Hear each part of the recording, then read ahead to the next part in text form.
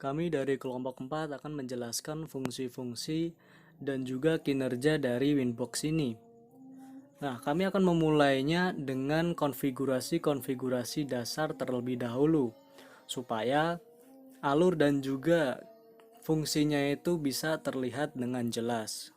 Oke, kita login dulu di Winbox-nya. Dan di sini akan muncul address, lalu kita connect, akan otomatis masuk ke dalam Winbox-nya. Selanjutnya kita akan men-setting terlebih dahulu usernya. Jadi di sini kita akan mengganti username dan juga password dari Winbox ini.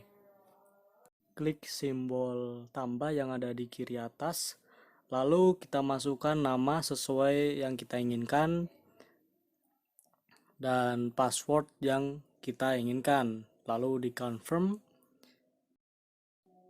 dan juga pastikan grupnya itu full. Lalu kita apply. Oke. Nah, jadi untuk username login yang sebelumnya kita bisa hapus terlebih dahulu. Seperti itu ya. Lalu kita akan mengganti identity terlebih dahulu. Nah, jadi identity itu adalah nama Winbox ya yang ada di atas itu. Nah, kita ganti menjadi Mikrotik kelompok 4. Lalu kita klik apply. Oke. Oke, jadi setelah itu kita masuk lagi ke dalam inbox-nya menggunakan username dan password yang sudah kita ganti tadi ya. Nah, lalu klik address yang ada di situ. Nah, setelah itu tinggal connect. Nah, ini udah masuk lagi ya di dalam inbox-nya. Oke, jadi selanjutnya kita akan men-setting bridge. Bridge ini fungsinya untuk mengelompokkan dari masing-masing interface seperti header 1, header 2, header 3, dan header 4 gitu. Dengan adanya bridge kita bisa menjadikan mereka menjadi satu fungsi dengan tujuan yang sama.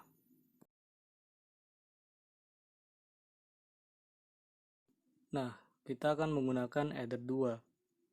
Ini biasa terjadi ya karena kita sedang men-setting header fisiknya. Oke, kita setting kembali. Header 3, header 4 dikelompokkan di bridge menjadi bridge LAN.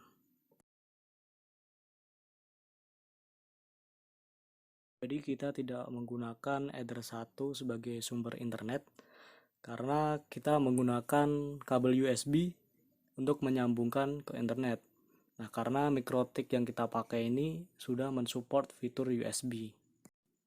Jadi kita menggunakan modem, bukan menggunakan ISP WiFi ya di sini. Nah, selanjutnya kita akan setting DHCP client. Nah, DHCP client itu adalah kita agar dapat mendapatkan men-setting secara otomatis gitu. Nah, itu interface-nya LTE 1 sebagai ISP-nya. Nah, karena ISP ini menyediakan secara otomatis, maka kita jika statusnya pun maka bisa kita setting menggunakan DHCP client. Kalau tidak bisa, kita setting menggunakan static manual atau mungkin ada yang lainnya seperti PPOE gitu.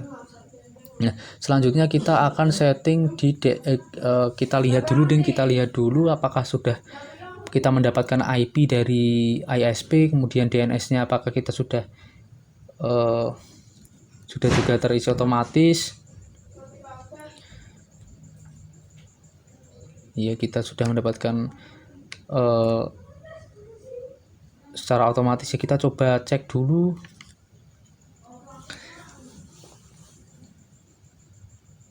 Kita ping IP ISP.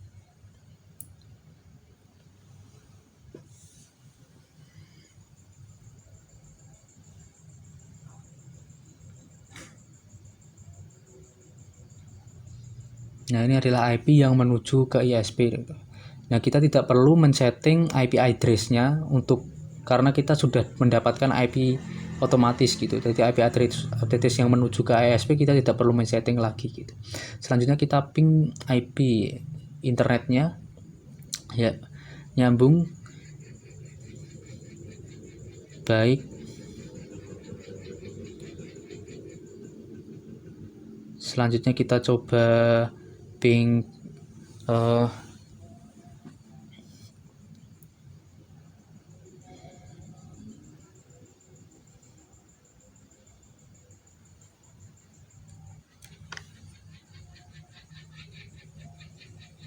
kita ping ke Google.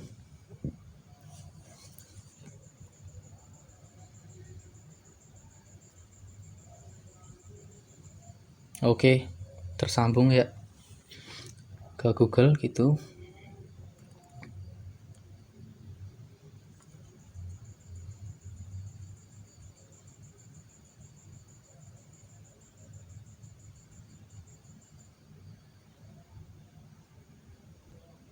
Oke, jadi selanjutnya adalah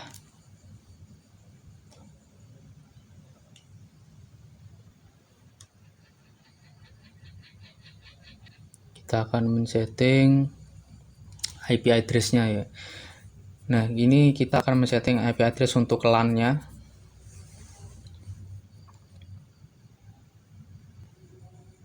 Nah, ini kita akan men-setting IP yang ada di router agar nanti bisa berkomunikasi dengan LAN ya, atau yang terhubung seperti laptop melalui kabel ya. Oke, selanjutnya kita akan men-setting DHCP server gitu ya. DHCP server ini perlu kita setting karena kita menggunakan LAN gitu ya, agar bisa terhubung, salah satu rangkaian agar bisa kita terhubung dengan internet gitu. Kita setting DHCP server karena kita tadi kan DHCP client, kita khusus ini server untuk LAN gitu. Halo, perkenalkan nama saya Sandy Kristio Wicaksono, NIM 56 2019 001 dari kelompok 4. Saya akan melanjutkan video dari kelompok kami. Di sini saya akan menjelaskan tentang menyeting firewall dan menyeting IP pada laptop. Kita mulai saja. Nah, di sini kita akan menyeting firewall NAT-nya di sini. Kita tambah saja. Kita setting seperti ini agar bisa masuk nyambung internet dan bisa kita ping melalui CMD-nya. Selanjutnya kita akan menyeting, kalau sudah selanjutnya kita akan menyeting IP pada laptop kita.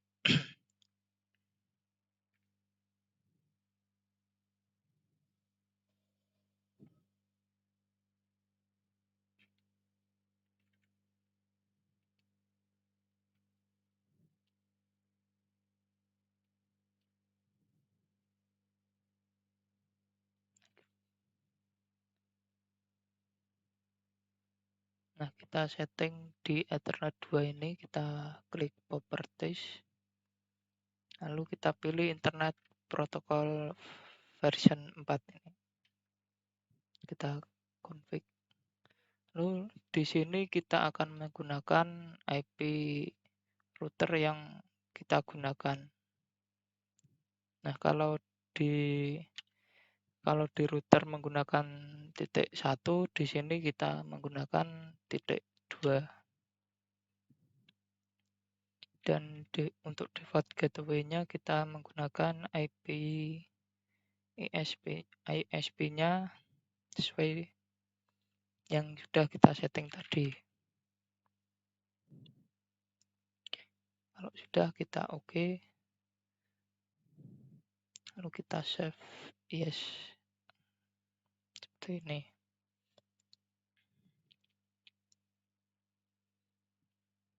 Selanjutnya kita coba ping menggunakan CMD.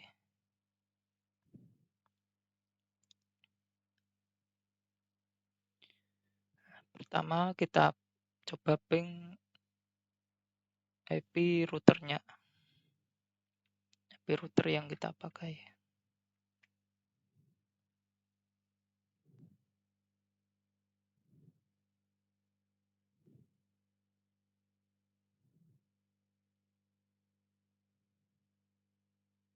Nah, kalau muncul seperti ini berarti tandanya sudah terhubung dengan routernya. Dan selanjutnya kita coba ping IP ISP-nya. Nah, sudah terhubung juga. Selanjutnya kita coba ping ke internetnya. Apakah sudah terhubung? Nah, begini, kalau begini sudah terhubung ke internetnya, kita coba ping ke Google. Kita coba menggunakan www.google.com. Nah, ternyata di sini tidak bisa menggunakan www. Kita coba ping tidak menggunakan www. Jadi google.com saja. Nah, di sini sudah bisa terhubung dengan Google. Sekian dari penjelasan dari saya. Mohon maaf jika ada kesalahan kata. Sekian dari saya, terima kasih. Perkenalkan, nama saya Dendi Aldi Saputra, NIM 56 2019 010. Dan langkah selanjutnya kita akan mencoba apakah bisa connect. Ya, ini sudah bisa terhubung ke network 9, itu sudah connect ke laptop. Kita coba disconnect wifi-nya, dan ini sudah tersambung ke internet. Kita coba lagi. Ya, ini berhasil.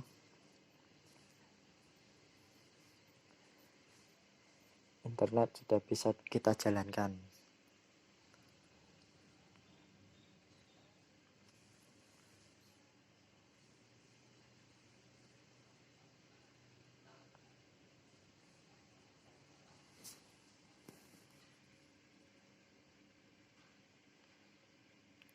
Nah, selanjutnya kita akan mencoba membuat hotspot, yaitu kita membuat seperti hotspot pack.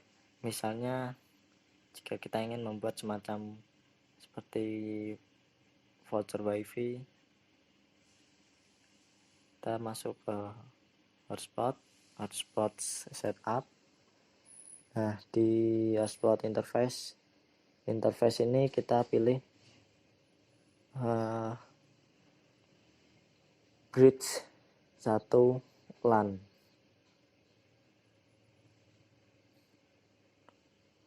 Kemudian kita next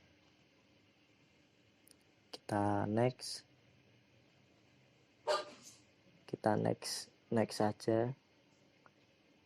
Nah, di DNS name ini kita coba membuat, misalnya kita buat kelompok4.com. Kita next. Nah, di nama of local hotspot user kita beri admin aja. Kemudian passwordnya kita beri kelompok 4321. Kemudian kita next. Nah, dan ini sudah berhasil. Coba kita ketik DNS name tadi yang kita buat tadi, kelompok4.com.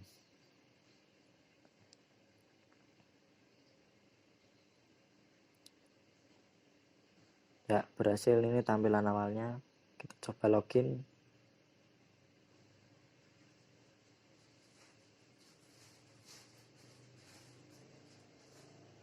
Oke.